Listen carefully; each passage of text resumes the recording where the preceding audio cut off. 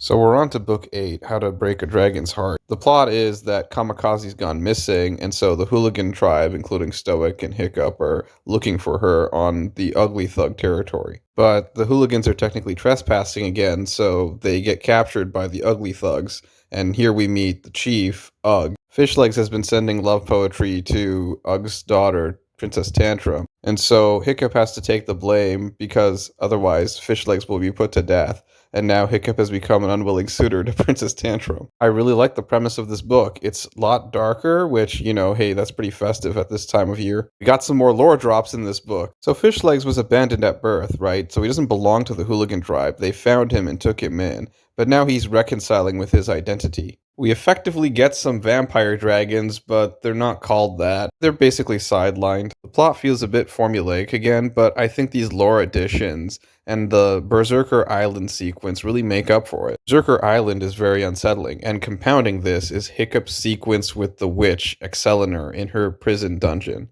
Overall, I like the sequence. Excelinor's design is pretty scary. The Battle of Wits isn't that great, but I think the lore dumps that she gives is great. It builds upon the mythos. You learn more about Hiccup the Second, Hiccup's predecessor, as well as the Dragon Rebellion. I feel bad for Toothless in this story. He really suffers here. I like the dragon named Furious and his backstory, as well as the setup and tease for later. I think the Berserker King is a pretty one-dimensional villain who feels kind of sidelined, but then so does Alphonse the French chef too. Alphonse just feels like an opportunist villain. He doesn't have the same sort of menace as the Berserker Chief or even, I don't know, Excelinor. I think that the potential fiancés could have had some more character, but whatever. I like the return of Humongously Hotshot. I didn't mention it in How to Twist a Dragon's Tail, but I think Stoic should know who Hotshot is, his backstory, and I don't know, maybe that might potentially put off Stoic from letting Hotshot interact with Hiccup.